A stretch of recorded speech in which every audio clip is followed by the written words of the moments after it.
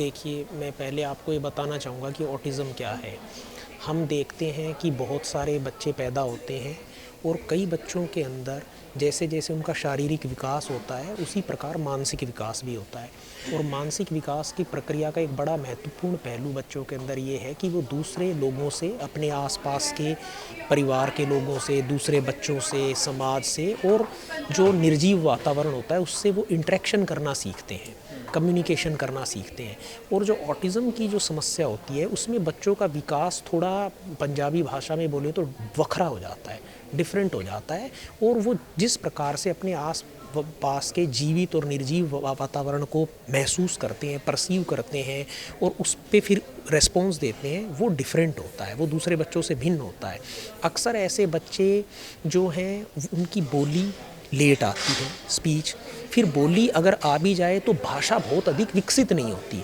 जैसे हम ज़रूरत के हिसाब से हमें क्या बोलना है, वो हम चीज़ें तुरंत पैदा कर सकते हैं, बोल सकते हैं, कैसे मोड़ना है चीज़ों को, वो बच्चे वो नहीं कर पाते। वो सोशल रूल्स को ज़्यादा नहीं समझ पाते हैं और जो है वो दूसरे के, सामने वाले के दिमाग में क्या चल रहा है किसी भी सोशल सिचुएशन में, वो नहीं समझ पाते हैं। और जब बच्चे छोटे होते हैं वो ग्रुप में खेल नहीं पाते, बच्चों का जो एक खेल का नियम होता है छोटे से ग्रुप का, उसकी पालना नहीं कर पाते। अब धीरे धीरे ये देखा गया कि बच्चों में जितना जल्दी इस अवस्था का पता चल जाए और उन बच्चों पे काम करना शुरू किया जाए, ताकि वो भी, उनकी जो कुछ भी कम्युनिकेशन की समस्याएं हैं और साथ में कुछ अन्य समस्याएं भी होती हैं जो लोगों को ज़्यादा नज़र आती हैं, कि वो एक ही काम को बार बार करते हैं, एक ही प्रकार की एक्टिविटी को रिपीटेडली करते हैं, एंजॉय करते रहते हैं, थकते नहीं, परेशान नहीं होते, बिल्कुल भी परेशान नहीं होते हैं। तो जो है, इस पर जो 3 अप्रैल को ये आ रहा है, उस पर क्या कैसे बीजीआई कर रहा है और ये डाटा कितना है सर? देखो ऐसा है कि इस समस्या के मरीजों का डायग्नोसिस बढ़ता जा रहा है। पीजीआई में बहुत बड़ा बच्चों का एडवांस पीडियाट्रिक सेंटर है, जहाँ पे छोटे बच्चे आते हैं डेवलपमेंटल डिलेज से, वो लोग ज़्यादातर बच्चे देखते हैं, डायग्नोस करते हैं। हमारे साइकेट्री विभाग में भी आते हैं, हम लोग भी देखते हैं और डायग्नोस करते हैं। तो एक मेडिकल प्रोफेशन के तौर पे हमारा काम है कि हम इन बच्चों को डायग्नोसिस दें कि उनका जो ये कारण है, उनका विकास की जो समस्या है, वो मंदबुद्धि नहीं है बल्कि ऑटिज़म है। हालांकि ऑटिज़म के जो बच्चे होते हैं उनमें 1/3 से ज़्यादा बच्चों में मंदबुद्धि भी होती है साथ में। पर मंदबुद्धि में बच्चा अपनी जितनी भी उसकी मानसिक उम्र है, उस हिसाब से जो भी उसका डेवलपमेंट होता है वो ठीक होता है। मान लो उसकी उम्र 16 साल है, मानसिक उम्र 8 साल है, तो 7-8 साल के बच्चे जैसा व्यवहार करेगा। पर ऑटिज़म का जो बच्चा होता है, अगर उसकी उम्र 12 साल है, तो वो जो उसका दूसरों से घुलने मिलने का तरीका है वो वखरा होगा। उसका व्यवहार देख के आप महसूस कर पाएंगे कि नहीं, ये तो अलग है, ये डिफरेंट है, ये डिफरेंट वे में कम्युनिकेट करता है, डिफरेंट वे में परसीव करता है। कई बार ऐसे बच्चे कुछ चीज़ों में बहुत अच्छे भी होते हैं, इस प्रकार की भी प्रकृति उनको स्किल्स प्रदान करती हैं। तो हमारा काम उसका डायग्नोसिस करना है।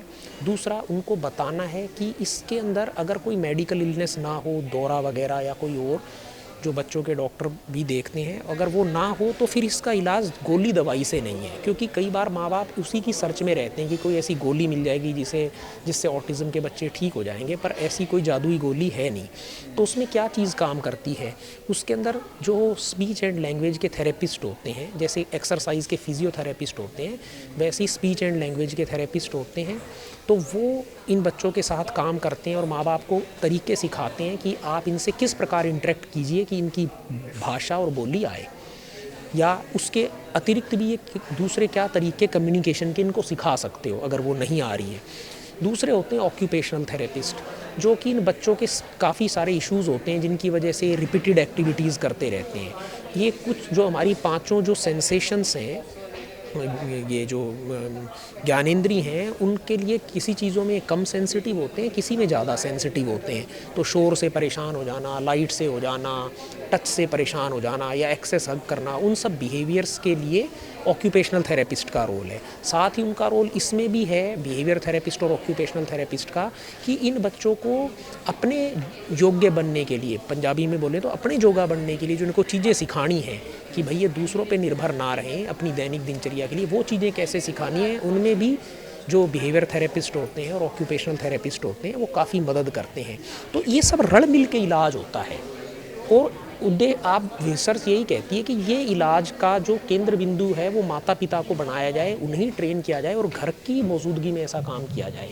हमारे जो साइकेट्री डिपार्टमेंट से एक छोटा सा प्रयास हम लोग करते हैं, क्योंकि माताएं बच्चों के साथ आती हैं और ये लंबी चलने वाली दिक्कत है, सभी लोग दूर दूर से आते हैं, तो हम 15-15 के बैचेज़ में जो है पेरेंट ट्रेनिंग प्रदान करते हैं।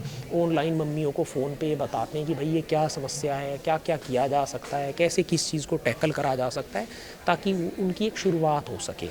हालांकि इस मामले में अभी भी ऑक्यूपेशनल थेरेपी, अर्ली इंटरवेंशन जिसे बोलते हैं, उसकी सुविधा हमारे देश में ना के बराबर है। जो लोग इस चीज़ को कर रहे हैं वो बहुत महंगा है और उनमें माता पिता को शामिल नहीं करते हैं, जो करना चाहिए, क्योंकि अगर वो ट्रेन नहीं हुए तो घर पे वो कैसे करेंगे। तो इसके बारे में बड़ी आवश्यकता है और अभी पीजीआई में भी इस चीज़ की कोई बहुत ज़्यादा सुविधा नहीं है अर्ली इंटरवेंशन की। हालांकि हम पेरेंट ट्रेनिंग प्रोग्राम ऑनलाइन चलाते हैं जो उनको जागरूक करने, बेसिक चीज़ों में उनको एनेबल करने के लिए है, पर हमें भी इसको अभी और आगे ले जाने की आवश्यकता है।